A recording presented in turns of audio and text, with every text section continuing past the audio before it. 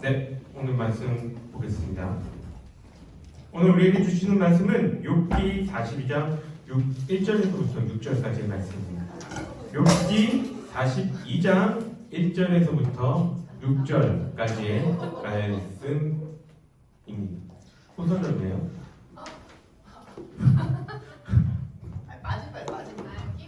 부서졌네요. 사주시겠죠? 네. 비싼 걸로 사주시겠죠? 욥기 42장 1절에서부터 6절. 다 찾았나요? 아직 못 찾았어요. 기다릴게. 이 스마트한 아이들 전부 다 핸드폰으로 찾고 있는데 우리 준영이만 꿋꿋이 성경책을 펴고 있어요. 우리 준영이한테 5달란트 주세요. 준영아 월 다음 6월달 6월 첫 주에 유초연구에서 달란트 시작할 거거든. 그때 와서 너 혼자만 닭강정 하나 더 먹어. 욥기 42장 1절부터 6절 다 찾았죠? 네. 한 절씩 번갈아가면서 읽겠습니다. 제가 먼저 읽겠습니다. 욥이 여호와께 대답하여 이르되 주께서는 못하실 일이 없사오며 무슨 계획이든지 못 이루실 것이 없는 줄 아오니 무지한 말로 이치를 가리는 자가 누구니이까 나는 깨닫지도 못한 일을 말하였고 스스로 알 수도 없고 헤아리기도 어려운 일을 말하였나이다. 내가 말하겠사오니 주는 들으시고 내가 주께 묻겠사오니 주여 내게 알게 하옵소서. 내가 주께 대하여 귀로 듣기만 하였사오나 이제는 눈으로 주를 배움나이다. 그러므로 내가 스스로 거둬들이고 티끌과 제 가운데에서 회개하나이다. 아멘. 한 주간 잘 지냈어요? 네. 각자의 그 삶의 자리에서 최선을 다하다가 주님을 예배하기 위해 이곳에 온 우리 친구들에게 또 하나님의 은혜와 평강이 가득한 이 시간이 되기를 간절히 바랍니다. 오늘 이번 주에 우리가 읽게 될 성경 어디예요? 욥기요. 네, 욥기입니다. 여러분들에게 욥기는 어떤 책이에요? 끝은 미약했으나 또 정과 같이 나가버리라. 이어지는 거예요? 네, 또 욥기는 어떤 책이에요? 여러분들에게 있어서 욥기를 읽어봐야. 여태까지 살면서 욥기를 한 번도 안 읽어본 거예요? 이번 기회에 한번 읽어봐요. 욥기가 어떤 책인지. 억울한 책. 또 네. 목사님한테 있어서는 욥기는 이 말씀을 전하는 자로서는 굉장히 어려운 책 가운데 하나입니다. 물론 모든 성경이 다 어렵고 난해하기는 한데 목사님 입장에서는 욥기, 로마서, 요한계시록, 예레미야 이러한 책들은 굉장히 어려운 책들 가운데의 하나이죠.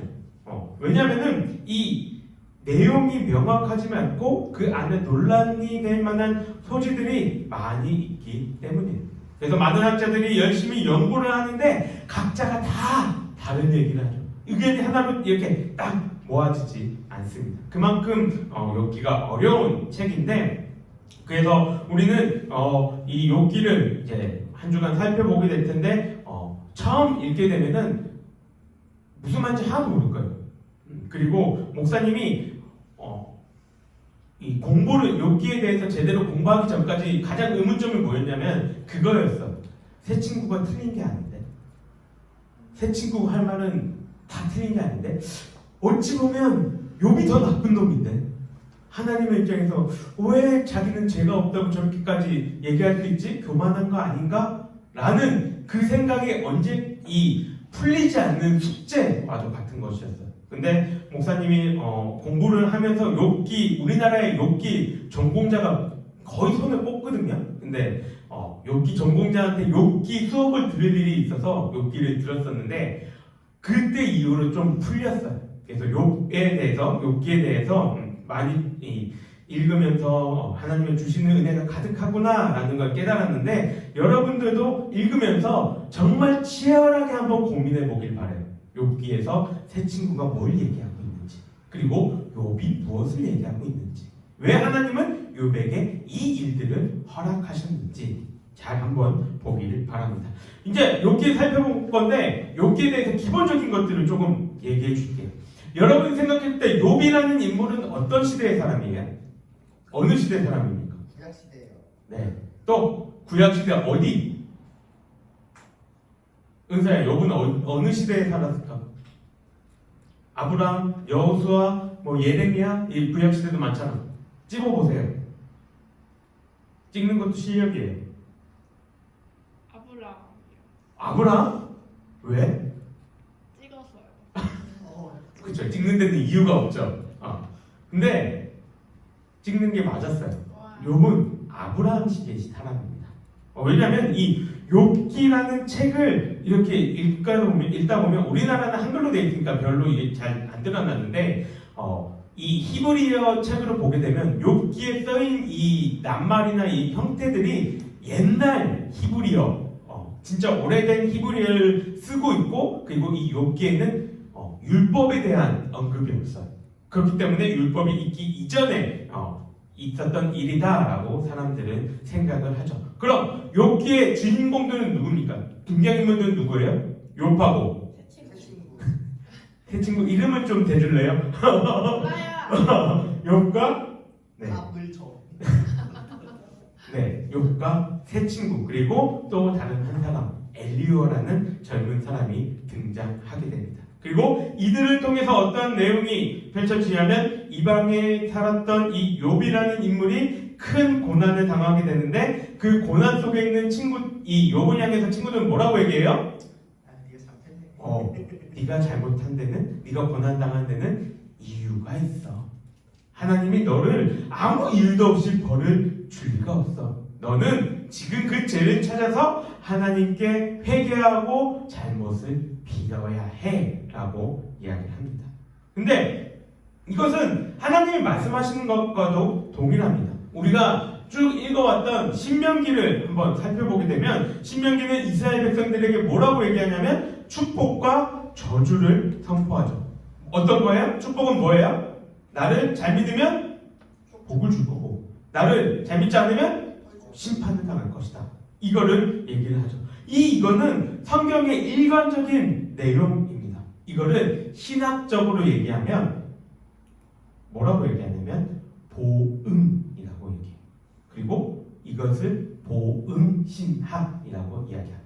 착한 일과 악한 일에 그 원인과 결과가 있고 그것에 따라서 내가 그것을 받는다는 거예요. 그래서 우리가 어떠한 일을 했을 때에 칭찬을 듣고 상을 받는 것 그리고 내가 나쁜 일을 했을 때 그거에 대해서 심판을 받는 게 다 이런 보응이라는 것이죠.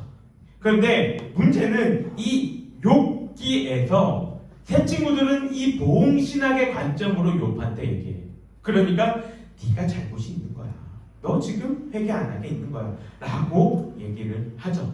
욥이 지금 큰 고난에 있으니까 뭔가 잘못이 있다는 겁니다. 근데 욥은 어떻게 반응해요? 목사님이 계속했던 고민 가운데 하나였던 그 반응. 나는 잘못한 게 하나도 없어. 라고 반응을 하죠. 욥은 계속해서 이 얘기를 합니다. 여러분들이 읽으면 알겠지만 새 친구 얘기는 틀린 게 하나도 없어요. 맞는 말만 하고 있어요. 그런데 욥은 계속해서 나는 잘못한 것이 없다라는 겁니다. 욥기는 뭘 얘기하냐면 보응신학 가지고 모든 것들이 다 설명되지 않는다라는 걸 이야기하고 있는 거죠. 예를 들어 볼까요? 우리나라에 이런 속담이 있습니다.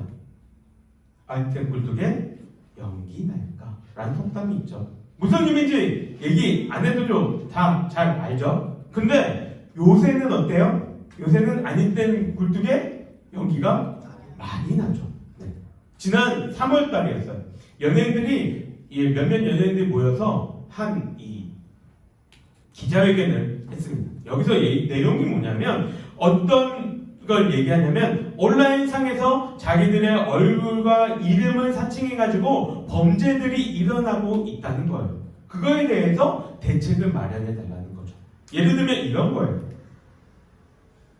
유재석이나 황현희 같은 사람들의 얼굴과 사진과 음성을 넣어놓고 이렇게 광고를 하는 거죠. 4,000원 가지고 30억을 만들 수 있어요. 이거를 유재석이 나와서 얘기한다고 생각해 보세요. 물론 똑똑한 우리 친구들은 안 넘어가겠지만 정말 절실하고 조금 이제 연세가 드신 분들은 유재석이 라고 생각하면서 이런 것들에 빠질 수 있다는 거죠. 이건 어떻게 만들어진 거예요? 진짜로 이 유재석이나 황현희가 찍은 거예요?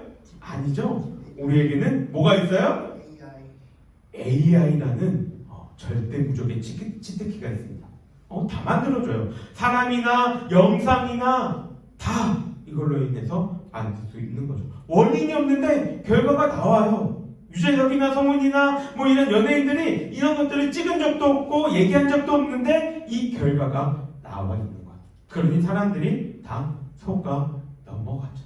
좋지 않은 얘기긴 하지만 이렇게 원인이 없는데도 결과가 나오는 이 상황, 이 세상에 우리는 살아갑니다.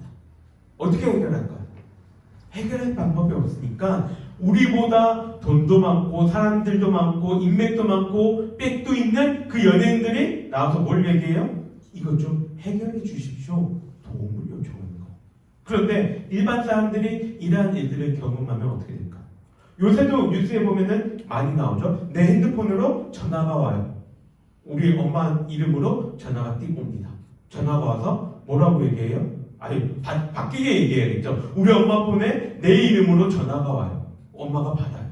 내가 막 울면서 엄마, 예은이가 납치당했대. 몇 억을 주지 않으면 예은이 죽여버리겠대. 우리 어머니가 어떻게 할까요? 있는 힘껏 돈을 모으겠죠. 왜? 아들 전화번호 그대로 찍혀있고 아들 목소리 그대로 나오고 있고 우리 첫째 딸, 우리 어머니가 첫째 딸 제일 좋아하거든요. 얘는 제일 좋아하니까 그것까지 다 알고 있고 그걸 얘기하는 거예요.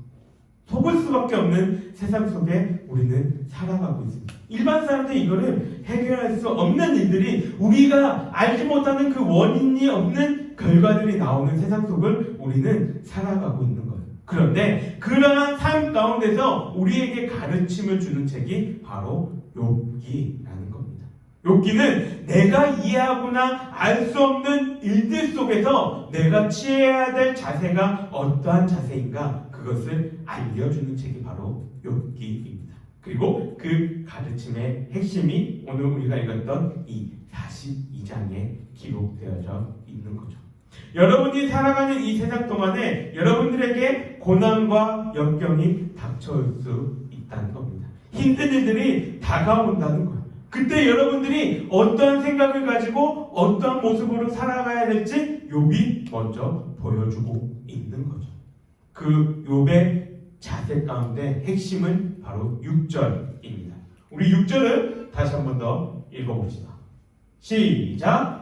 그러므로 내가 스스로 거두어드리고 티끌과 제 가운데에서 회개하나이다. 자, 이게 핵심인데 우리말 성경은 조금 이 해석에 아쉬운 게 있어요. 뭐가 아쉬울까요? 바로 이 어디냐? 회개라는 단어입니다. 회개라는 뜻이 무슨 뜻이에요? 회개가 무슨 뜻이에요? 의주군. 이거에 대해서 이렇게 잠잠하다고? 내가 잘못 회개의 근간이 뭐예요? 기본으로 회개가 하기 위해서 뭐가 먼저 선행이 돼야 돼요? 내가 잘못을 하는 게 있어야 되는 거예요. 지금 이거는 무슨 말이에요? 욥이 잘못한 게 있다는 거예요. 근데 이 회개라는 이 단어 속에는 뜻이 두 가지가 있습니다. 하나는 회개 이게 있고 또 다른 하나는 위로라는 뜻이 있습니다. 그런데 욥기의 이 단어가 총 5번인가 6번 사용이 되는데 나머지는 다 위로라고 써요. 우리말 성경에도 위로라고 번역합니다. 근데 여기만 회개라고 번역을 하죠. 그런데 이것을 위로로 번역하면 뭐라고 얘기합니까? 그러므로 내가 스스로 거두어드리고 티끌과 제 가운데에서 위로를 얻습니다. 라는 뜻이 되는 거예요. 내가 잘못해서 내가 하나님께 벌 받았어요. 그걸 얘기하는 게 아니에요. 욥기는 내가 잘못했습니다. 이걸 얘기하는 게 아니에요. 내 지금 상황 가운데, 내 형편 가운데에 그러한 일들이 있음에도 불구하고 나는 지금 이 순간 하나님께 위로를 얻습니다. 이 얘기를 하는 겁니다. 30장 19절에 욥은 하나님이 나타나시기 전에, 하나님이 자기에게 말씀하시기 전에 이렇게 말씀하세요. 욥이 이렇게 이야기를 합니다. 하나님이 나를 진흙 가운데 던지셨고 나를 티끌과 제각게 하셨구나. 무슨 말이에요? 여기서 지금 뭐라고 얘기해요? 티끌과 제 가운데서 라고 얘기하죠. 지금 내 상황은 변하지 않았다는 거예요. 내 몸은 여전히 간지러워요. 내 지금 재물은 다 없어졌어요. 내 종들은 없어요. 내 자녀는 죽었어요. 그 상황 가운데서 어떻다고요? 위로를 합니다. 그냥 내가 잘못해서 내 이 고통과 이 환경 가운데서 그냥 자포자기 한 게 아니라 그럼에도 불구하고 내가 하나님의 위로를 얻습니다. 라고 이야기를 하고 있는 거예요. 욥이 하나님의 이 위로를 얻었다는 건 뭘 고백하고 있는 거예요? 지금 내 마음이 바뀌었다는 걸 고백하고 있는 거예요. 상황과 형편은 그대로 있지만 변함이 없지만 하나님을 향한 나의 이해와 하나님을 향한 나의 생각과 나의 마음이 바뀌자 주변 환경을 바라보는 내 마음도 달라졌다는 겁니다. 욥이 주는 지혜는 이거예요. 하나님을 향한 우리의 마음과 생각이 바뀌게 된다면 내가 진정으로 하나님이 어떤 분이신지 알게 된다면 우리 주변의 상황은 여러분들에게 영향을 끼치지 못한다는 거죠. 하나님을 향한 나의 마음이 욥의 고백처럼 내가 귀로만 듣긴 했는데 이제 주를 눈으로 본 것처럼 확실하게 알게 된다면 우리는 고난 중에서도 하나님을 찾을 수 있게 된다. 이야기를 하게 되는 거예요. 여러분들에게 이러한 은혜가 있기를 소망합니다.